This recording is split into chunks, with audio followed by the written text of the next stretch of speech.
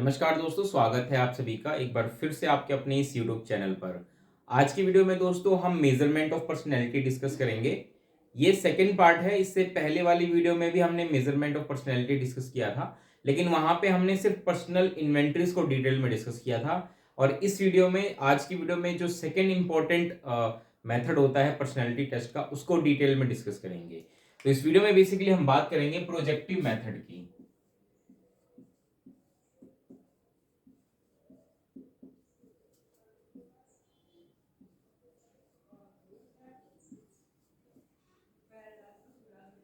Video को पूरा देखिएगा। प्रोजेक्टिव मेथड में जो डिफरेंट डिफरेंट टेस्ट होते हैं, जैसे वर्ड एसोसिएशन टेस्ट, रोरसार्स टेस्ट जो कि एक इम्पॉर्टेंट टेस्ट है, वो डिटेल में डिस्कस करेंगे। फिर हम बात करेंगे थीमेटिक एसोसिएशन टेस्ट होता है एक, वो डिटेल में डिस्कस करेंगे। और लास्ट में एक टेस्ट और पढ़ेंगे, that is sentence completion test. तो ये सारे जो टेस्ट जो मैंने अभी आपको बताए, ये सारी पर्सनैलिटी मेजरमेंट के ही टेस्ट हैं, जिसको कि हम प्रोजेक्टिव मेथड के अंतर्गत पढ़ेंगे। चलिए शुरुआत करते हैं वीडियो की। सबसे पहले हम समझने की कोशिश करते हैं कि प्रोजेक्टिव मेथड का मतलब क्या होता है पर्सनैलिटी टेस्ट में। पर्सनैलिटी टेस्ट में जब हम बात करते हैं प्रोजेक्टिव मेथड की, तो इसमें ध्यान रखिएगा कि जिस भी व्यक्ति का हम पर्सनैलिटी टेस्ट कर रहे हैं, उस व्यक्ति को कुछ ऐसे स्टिमुलस दिए जाते हैं, कुछ ऐसी सिचुएशन दी जाती है जो कि क्लियर नहीं होती, अस्पष्ट होती है, वेग सी सिचुएशन होती है। यानी कि सामने वाले व्यक्ति को खुद समझ में नहीं आता कि जो उसको स्टिमुलस दिया जा रहा है, जो उसके सामने सिचुएशन है, जो उसके सामने प्रॉब्लम है, वो एक्चुअल में है क्या। सामने वाले व्यक्ति को खुद नहीं पता होता। हाँ, उस प्रॉब्लम, सिचुएशन या स्टिमुलस को देख के जो भी रिस्पॉन्स वो व्यक्ति देगा, उसके रिस्पॉन्स को हम नोट डाउन करते हैं और उसके आधार पे हम पता लगाते हैं कि इसकी पर्सनैलिटी कैसी है।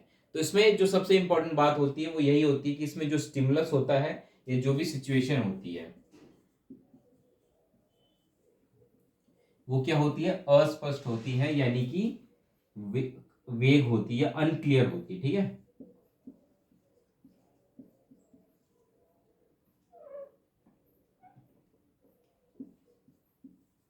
अस्पष्ट सी सिचुएशन होती है। तो इसमें क्या होता है कि सामने वाले व्यक्ति को खुद नहीं पता होता कि उससे क्या सवाल किया जा रहा है, उसके सामने जो स्टिमुलस है वो क्या है। हाँ, उसका रिएक्शन बस चेक करते हैं और उसके आधार पर हम पर्सनैलिटी टेस्ट करते हैं। इससे पहले वाली वीडियो में जब हमने बात की थी पर्सनैलिटी इन्वेंट्री की, ध्यान हो आपको, इससे पहले वाली वीडियो में हमने पर्सनैलिटी इन्वेंट्री की बात की थी।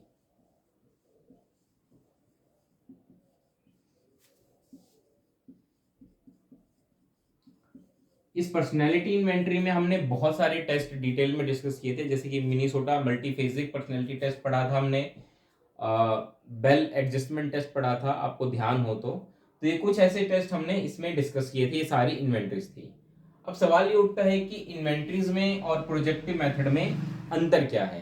तो अगर आपको ध्यान हो पर्सनैलिटी इन्वेंट्रीज में, तो यहाँ पे जब किसी व्यक्ति की पर्सनैलिटी टेस्ट होती थी तो उसमें एक क्वेश्चनेयर टाइप में होता था, कुछ प्रश्न होते थे। वो प्रश्न क्या होते थे, स्पष्ट होते थे, क्लियर होते थे, सामने वाले व्यक्ति को समझ में आता था कि भाई क्या पूछा जा रहा है मुझसे। ठीक है।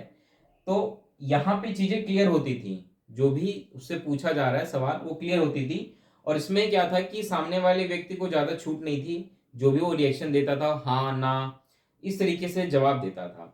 वहीं दूसरी तरफ बात करें प्रोजेक्टिव मेथड की, तो यहाँ पे क्या है कि थोड़ी सी छूट मिलती है इसमें। इसके मुकाबले ये जो मेथड होता है, इसमें सामने वाले व्यक्ति को खुद को एक्सप्रेस करने के लिए थोड़ी सी छूट मिलती है। इसमें चीजें, जो स्टिमुलस, जो प्रॉब्लम जो दिया जा रहा है, उसको जो एक्टिविटी उसके साथ की जाएगी, वो उस सामने वाले व्यक्ति को खुद समझ नहीं आती, यानी कि चीजें इसमें क्लियर नहीं होती। मैं बार बार इस पे इसलिए फोकस कर रहा हूं क्योंकि आपको बेसिक डिफरेंस प्रोजेक्टिव मेथड और जो इन्वेंट्री है इनमें पता होना चाहिए। क्योंकि अगर आपको नहीं पता होगा तो इसके अंतर्गत हम जितने भी टेस्ट पढ़ रहे हैं वो आपको कंफ्यूजन क्रिएट करेंगे। एक बार क्लासिफिकेशन अच्छे से हो जाती है तो फिर प्रॉब्लम क्रिएट नहीं होती। अब मान के चलिए कोई आपसे पूछे मिनीसोटा मल्टीफेजिक पर्सनैलिटी टेस्ट, और इसके अंतर्गत मान लीजिए एक है थीमेटिक एप्रिसिएशन टेस्ट है, तो इनमें बेसिक डिफरेंस क्या है। तो बेसिक डिफरेंस आप तभी समझ पाएंगे जब आपको प्रोजेक्टिव मेथड और पर्सनैलिटी इन्वेंटरी में बेसिक डिफरेंस पता होगा। तो अगर ये चीज आपको क्लियर है तो इसके अंतर्गत जितने भी टेस्ट हम पढ़ रहे हैं आप समझ जाएंगे, क्योंकि ओवरऑल क्लासिफिकेशन इनकी इसी के बेसिस पर होती है। ठीक है। चलिए हम शुरू करते हैं और सबसे पहले हम बात करेंगे वर्ड एसोसिएशन टेस्ट की।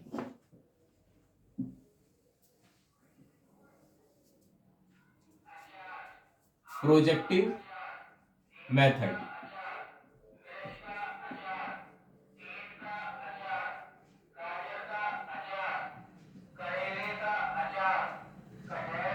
प्रोजेक्टिव मेथड में अगर मैं बात करूं तो जो सबसे पहला हम डिटेल में डिस्कस करने जा रहे हैं वो है वर्ड एसोसिएशन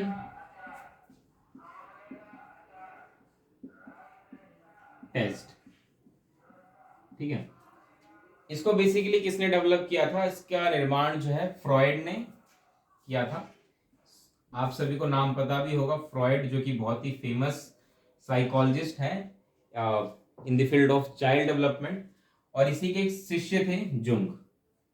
इन दोनों ने मिलकर के इस वर्ड एसोसिएशन टेस्ट को डेवलप किया था। अब इसमें होता क्या है, इसमें देखिए सामने वाले व्यक्ति को जिसकी पर्सनैलिटी टेस्ट होनी है उसको कुछ शब्द बोले जाते हैं। ठीक है, उसको कुछ शब्द बोले जाते हैं, सुनाए जाते हैं, और उस शब्द के आधार पे उस व्यक्ति के मन में क्या आ रहा है, वो क्या सोचता है, उस शब्द को सुन के वो रिएक्शंस नोट किए जाते थे। ठीक है, और उसके रिएक्शंस को फिर टेस्ट किया जाता था और फिर उससे उसकी पर्सनैलिटी का पता लगाया जाता था। तो वर्ड एसोसिएशन टेस्ट में सिर्फ इतना ही है कि सामने वाले व्यक्ति से कुछ शब्द पूछे जाते थे और शब्द के आधार शब्द पूछे नहीं जाते थे, कुछ शब्द उसको सुनाए जाते थे, बोले जाते थे।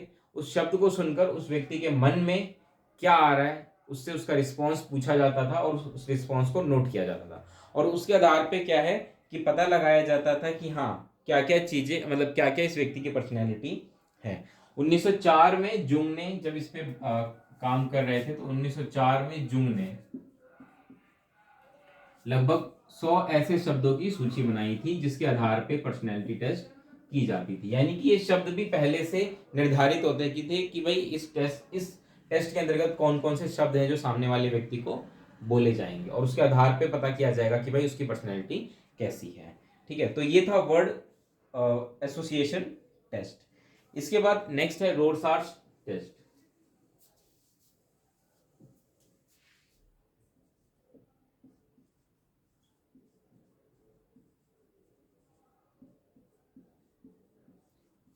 रोरसार्च टेस्ट जो है बहुत ही इंटरेस्टिंग है। जब आप इसको अभी पढ़ेंगे, अभी मैं आपको थोड़ी देर में समझाऊंगा अभी, तो रोरसार्च टेस्ट जो है बहुत ही इंटरेस्टिंग है। इसकी स्पेलिंग थोड़ी सी करेक्ट कर देता हूं मैं।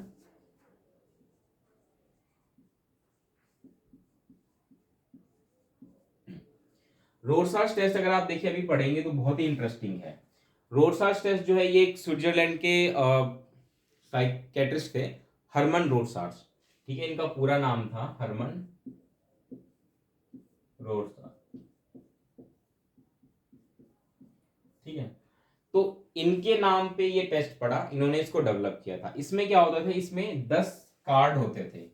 ठीक है, कितने कार्ड होते थे टोटल? 10 कार्ड होते थे। कार्ड एक तरीके से आप कह लीजिए कुछ फ्लैश कार्ड की तरह हुआ करते थे, ये कार्ड होते थे ऐसे। इन कार्ड पे क्या था कि कुछ धब्बे बने होते थे, वो धब्बे स्याही के होते थे। कुछ इस प्रकार से धब्बे ऐसे कुछ करके बना दिया जाता था, कुछ अजीब से धब्बे बनाते थे, हमें भी समझना है, कुछ इस प्रकार से धब्बे बनाए जाते थे। ये कुछ ऐसे धब्बे इस पर बना दिए जाते थे। इस तरह के कार्ड की संख्या कुल कितनी थी? 10 थी। इस 10 में से 5 कार्ड जो ऐसे थे ये थे ब्लैक एंड व्हाइट, और 5 ऐसे थे जो कि कलरफुल थे। ठीक है, अब सामने वाले व्यक्ति को जिसका पर्सनैलिटी टेस्ट होना है उसको ये कार्ड दिखाए जाते थे, और इस कार्ड को देख करके उस व्यक्ति को ये पता लगाना होता था कि उसको इस कार्ड में आखिर क्या दिखाई दे रहा है। ठीक है, क्योंकि जो स्याही के धब्बे होते हैं वो कुछ ना कुछ ऐसी आकृति बनाते हैं, कोई क्लियर तो नहीं होता, लेकिन हम क्या करते हैं कि उसमें कुछ ना कुछ इमेज ढूंढने की कोशिश करते हैं।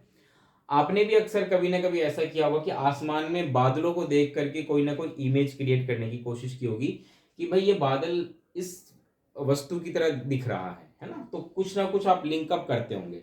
इन the same way Rorschach test में भी क्या था कि जो कार्ड दिखाए जाते थे, इन पे जो स्याही के धब्बे होते थे, इन स्याही के धब्बों को सामने वाले व्यक्ति को दिखाया जाता था। वो व्यक्ति इसको देख के सोचता था कि भाई इसमें उसको क्या नजर आ रहा है, और उसका जो रिएक्शन होता था उसको नोट डाउन किया जाता था, और उसके आधार पर उसकी पर्सनैलिटी पता लगाई जाती थी। अब यहाँ पे कुछ इंपॉर्टेंट चीजें हैं कि सामने वाला व्यक्ति जो इसको ऑब्जर्व कर रहा है, जिसका पर्सनैलिटी टेस्ट होगा, वो इसको किस प्रकार से ऑब्जर्व करता है, ये बहुत ही इंपॉर्टेंट चीजें हैं। ठीक है, फॉर एग्जाम्पल मान के चलिए कि सामने वाला व्यक्ति किस आधार पे ये तय कर रहा है कि ये वस्तु कैसी है। पहला तो वो देखेगा कि मतलब देखिए, इसको ऑब्जर्व कर रहे हैं तो इसको ऑब्जर्व करते समय हम कई तरीके से ऑब्जर्व कर सकते हैं। कोई व्यक्ति हो सकता है इस पूरे ही तस्वीर को ऑब्जर्व करेगा और बताएगा कि ये इसके जैसा दिख रहा है। कुछ हो सकता है कि सिर्फ पूरे को ना देख के कुछ आधे हिस्से को या थोड़े से हिस्से को देखकर ही बताए कि हाँ भाई इसमें कौन सी क्या चीज उसको नजर आ रही है। तो ये बहुत इंपॉर्टेंट फैक्टर होते हैं किसी व्यक्ति के पर्सनैलिटी के बारे में पता करने में। ऐसा माना जाता है कि जो व्यक्ति इस पूरे कार्ड को देख करके पता लगाते हैं कि इसमें क्या दिख रहा है, उनको अक्सर ऐसे लोग इंटेलिजेंट माने जाते हैं। ठीक है। इसके अलावा दूसरा इंपॉर्टेंट फैक्टर ये भी है कि आप इस कार्ड में, जैसे कि मैंने बताया, कार्ड कलरफुल भी होते हैं, ब्लैक एंड व्हाइट भी होते हैं, तो कि कोई भी कार्ड हो, उस कार्ड में आपके ऊपर बैकग्राउंड का ज्यादा इफेक्ट पड़ रहा है या उस धब्बे का ज्यादा है ना। जैसे कि अगर आपको ध्यान हो, आपने स्कूलों में भी देखा होगा कि हमारे सामने कुछ ऐसी तस्वीरें होती हैं जिनका हमें बैकग्राउंड इफेक्ट देखने को मिलता है। फिगर बैकग्राउंड इफेक्ट इसको अक्सर कहते हैं कि अगर आप फिगर पे फोकस कर रहे हैं तो आपको कुछ और दिखता है, बैकग्राउंड पे फोकस कर रहे हैं उसमें तो कुछ और नजर आता है ना। फॉर एग्जाम्पल आपने कभी ऐसा देखा होगा कि भाई एक पेड़ है, कुछ इस प्रकार से पेड़ बना दिया जाता था। इस पेड़ को अगर पेड़ पे फोकस करेंगे तो पेड़ नजर आएगा, बैकग्राउंड पे फोकस करेंगे तो हो सकता है इसमें कोई और जानवर, कोई इस प्रकार से यहाँ पे शेर की तस्वीर बनी हुई नजर आए इस तरफ साइड में। तो यहाँ पे फिगर ग्राउंड इफेक्ट होता है। इन द सेम वे यहाँ पर भी इंपॉर्टेंट रोल प्ले करता है कि आपका फोकस किस पे ज्यादा है। ठीक है। इन छोटी मोटी चीजों को ध्यान में रख के साइकोलॉजिस्ट जो होते हैं वो किसी व्यक्ति की पर्सनैलिटी का पता लगाते हैं। ठीक है। तो मैं आपको सजेस्ट करूंगा कि एक बार आप गूगल सर्च करके इन रोडसार्स कार्ड को जरूर देखें कि ये कार्ड कैसा होता है। ठीक है। थोड़ा हद तक आप भी थोड़ा अपने पढ़ने का स्टाइल चेंज करें। आप भी क्यों ना खुद से अपना पर्सनैलिटी टेस्ट करें, आप देखें कि इस कार्ड में आपको क्या चीजें नजर आती हैं। तो जब आप ऐसा करेंगे तो आपको काफी चीजें रोडसार्स टेस्ट के बारे में भी समझ में आ जाएंगी। ठीक है। तो ये कुछ ऐसी चीजें हैं जो कि रोडसार्स टेस्ट के बारे में बताई गई थी, ये इंपॉर्टेंट है, इसको ध्यान में रखिएगा। आगे बढ़ते हैं, नेक्स्ट हम बात करते हैं थीमेटिक एप्रिसिएशन टेस्ट की। इसको मैं मिटा देता हूं, रोडसार्स टेस्ट हो गया हमारा कंप्लीट।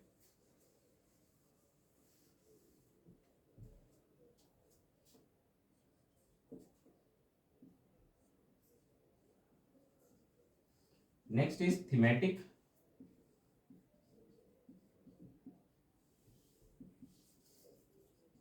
Appreciation test. ठीक है। शॉर्ट में इसको TAT भी कहते हैं।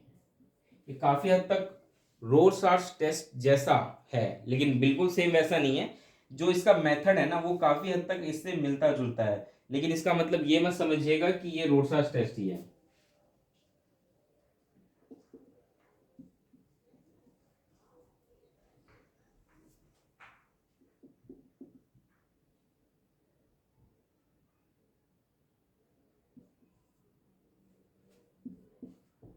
रोडसार्स एप्रिसेप्शन टेस्ट है ये। ठीक है। रोडसार्स एप्रिसेप्शन टेस्ट, इसमें क्या होता है बेसिकली, इसमें आप देखेंगे तो ये काफी हद तक रोडसार्स टेस्ट की तरह होता है, मेथड लगभग लगभग वैसा होता है, लेकिन इसमें फर्क होता है। इसमें भी कुछ कार्ड होते हैं, इनकी संख्या 31 होती है, ध्यान रखिएगा 31 कार्ड्स होते हैं इसमें।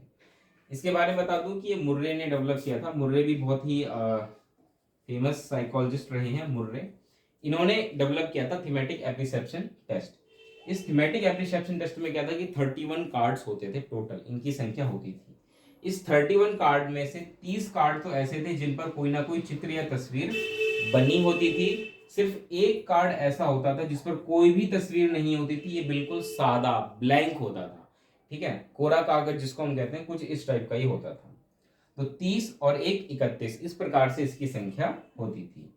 अब होता क्या था इसमें से ध्यान रखिएगा कि जिस भी व्यक्ति का पर्सनैलिटी टेस्ट होना है उस व्यक्ति के लिए इस 31 में से 20 कार्डों का चयन होता था। टोटल 20 कार्डों का चयन किया जाता था। और इस 20 कार्ड में ध्यान रखिएगा कि 19 कार्ड तो इसमें से होंगे, 30 जो है ना, 30 संख्या, इसमें से 19 होंगे और ये एक जरूर होगा, एक जो है ये सादा जरूर होगा। इस प्रकार से कुल 20 कार्डों का इस्तेमाल प्रत्येक व्यक्ति के लिए होता था। 20 से कम इसकी संख्या नहीं हो सकती थी, कम से कम 20 कार्ड हमें लेने ही होंगे। तो इस प्रकार से कार्ड का चयन किया जाता था। आई होप आप समझ गए होंगे। अब होता क्या था कि जिस भी व्यक्ति का टेस्ट होना है, ये टेस्ट 2 सेशन में होते थे। टोटल कितने सेशन में होते थे? 2 सेशन में। और हर एक सेशन के बीच कम से कम 24 घंटे का डिफरेंस रखा जाता है कि भाई 24 घंटे का अंतर तो होना ही चाहिए। तो जब पहला सेशन होता था तो उसमें 10 कार्ड दिए जाते थे, दूसरे सेशन में फिर नेक्स्ट 10 कार्ड दिए जाते थे। अब होता क्या था इसमें कि पहले जो 10 कार्ड दिए जाते थे वो होते थे चित्र वाले। उस व्यक्ति को क्या करना होता था कि उस चित्र को देख करके, जो भी चित्र उसको दिए जा रहे हैं उस चित्रों को देख करके एक कहानी का निर्माण करना होता था, यानी कि स्टोरी फॉर्मेशन उस व्यक्ति को करना होता था। अब वो स्टोरी फॉर्मेशन किस बेस पे करेगा, क्या करेगा, उसको इसकी पूरी स्वतंत्रता होती थी। इसके लिए उसको कोई रोक टोक नहीं होता था, हमें बस उसको कार्ड देना है, वो स्टोरी फॉर्मेशन करेगा। ये पहला सेशन हो गया। दूसरे सेशन में भी उसको कार्ड दिए जाते थे, 9 कार्ड दिए जाते थे स्टोरी वाले, जिसके बेस से फिर से उसको स्टोरी बनानी होती थी। और एक कार्ड उसको सिंपल दिया जाता था, प्लेन, ठीक है, उसमें कोई चित्र नहीं होता था।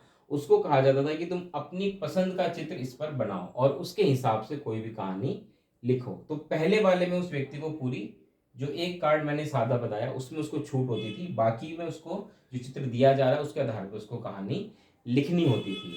अब उस व्यक्ति ने क्या कहानी लिखी, इसके आधार पर उसकी पर्सनैलिटी को टेस्ट किया जाता था कि भाई उसकी पर्सनैलिटी कैसी है। जनरली ऐसा कहा जाता था कि जो स्टोरी वो बनाएगा उस स्टोरी में जो भी मेन कैरेक्टर होगा, मेन कैरेक्टर, ठीक है, या जिसको आप हीरो कह सकते हैं, शॉर्ट में हीरो, अक्सर हम कहते हैं हीरो शब्द का इस्तेमाल करते हैं। तो जो भी मेन कैरेक्टर होगा उसके बारे में वो व्यक्ति जो कुछ भी लिख रहा है, काफी हद तक वो जो मेन कैरेक्टर है वो उस व्यक्ति से ही बिलोंग करता है, ठीक है। यानी कि व्यक्ति जब वो कहानी लिख रहा है तो उस मेन कैरेक्टर को अपने आप से लिंक करके लिख रहा है, मतलब मेन कैरेक्टर के बारे में जो भी कुछ है उसमें से मान के चलिए मोस्टली चीजें उस व्यक्ति के बारे में ही होती हैं। तो इस प्रकार से एक तो पर्सनैलिटी का पता लगाया जाता है, दूसरा ये देखा जाता है कि इस मेन कैरेक्टर के अंतर्गत उस व्यक्ति ने इस मेन कैरेक्टर से रिलेटेड क्या क्या चीजें लिखी, मतलब इस जो मेन कैरेक्टर जो हीरो है उसको क्या क्या चीजों की आवश्यकता जीवन में है, या उसकी क्या क्या इच्छाएं हैं जीवन में, ठीक है, उसको किस प्रकार की चीजें मतलब किस प्रकार का गम है, दुख है, दर्द है, क्या है, खुशी है, जो भी है, ये सारी चीजें वो लिखता था। और उसके आधार पे जो साइकेट्रिस्ट होते थे वो सोचते थे कि ये जो लिख रहा है ये अक्सर अपने बारे में ही लिख रहा है, और इस प्रकार से उसकी पर्सनैलिटी का टेस्ट करते थे। तो ये था थीमेटिक एप्रिसेप्शन टेस्ट। इसमें ज़्यादा कुछ नहीं है, देखिए इतना डिटेल में तो वैसे पूछा नहीं जाएगा, लेकिन क्योंकि अक्सर लोग इसको सिर्फ रट लेते हैं, ठीक है, ये जितने भी पर्सनैलिटी टेस्ट में होता है ना, कोई भी आपको इतने डिटेल में नहीं समझाएगा जितना डिटेल में मैं आपको समझा रहा हूँ। लोग अक्सर क्या करते हैं, इसको रट लेते हैं। रटने से क्या होता है कि हाँ ठीक है, काम तो आपका चल जाता है लेकिन चीज़ें आपके पल्ले नहीं पड़ती हैं, आपको लंबे समय तक ये चीज़ें याद नहीं रहेंगी। इसलिए बेहतर होगा कि हम इसको क्यों ना समझ लें। तो थीमेटिक एप्रिसिएशन टेस्ट होगा। इसी के आधार पे एक बेलॉक ने भी बनाया था, बेलॉक का नाम बहुत अच्छा फेमस है। बेलॉक ने जो बनाया था ये था चिल्ड्रन एप्रिसिएशन टेस्ट, ठीक है, जिसको शॉर्ट में कैट कहते हैं। तो नाम इनका याद रखिएगा, children appreciation test.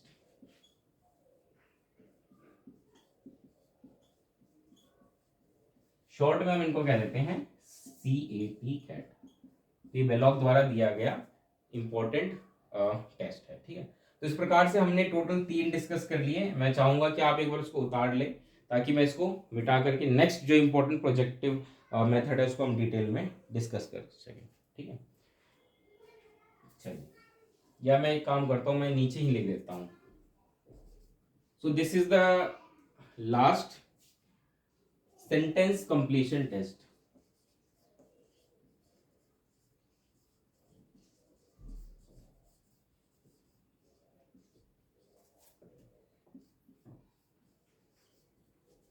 Sentence completion test, जैसे कि आप नाम से समझ पा रहे होंगे कि इसमें क्या होता होगा, ठीक है। सेंटेंस कंप्लीशन टेस्ट बहुत ही अच्छा टेस्ट है। इसको रोडे एंड हिड्रेथ इन दोनों का मैं नाम लिख देता हूँ यहाँ पे, रोडे एंड हिड्रेथ। इन दोनों लोगों ने मिलकर के डेवलप किया था, ठीक है। इस पर और भी वर्क किया गया, बहुत सारे इंडियन साइकेट्रिस्ट हैं जिन्होंने इस पर वर्क किया, उन्होंने भी डेवलप किया इसको। तो सेंटेंस कंप्लीशन टेस्ट में कुछ नहीं होता, कुछ सेंटेंस होते हैं, ये ओपन एंडेड होते हैं, मतलब ऐसा नहीं कि इसका कुछ लास्ट एंड होता है, मतलब ओपन एंडेड है, उसके बाद का आपको अपने हिसाब से लिखना है। जैसे कि मान के चलिए मैं एक सेंटेंस लिख रहा हूं, मैं अपने बारे में सोचता हूं, इतना लिखा मैंने। अब इसके आगे की लाइन जो है वो आपको भरनी है, ठीक है।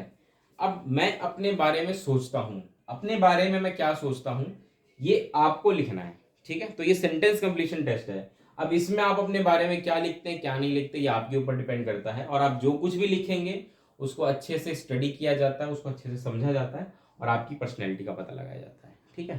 तो यहाँ पे आपने देखा ये जितने भी हमने जो मेथड्स पढ़े ये सारे प्रोजेक्टिव मेथड्स हैं, और इसमें बेसिकली हमने यही समझा जितने भी हमने मेथड्स पढ़े कि सामने वाले व्यक्ति को जो स्टिमुलस दिया जाता है, जो सिचुएशन दी जाती है, जो कंटेंट होता है उसको खुद क्लियर नहीं होता कि इसमें चीजें क्या होती हैं, और इसीलिए प्रोजेक्टिव मेथड ये कहलाती है, ठीक है। आई होप आपको ये सारे मेथड समझ में आ गए होंगे। फिर भी कोई डाउट है, किसी तरह की कोई दिक्कत है तो आप मुझे कमेंट बॉक्स में बताइए, वहां पे मैं कोशिश करूंगा आपके सारे सवाल के जवाब देने।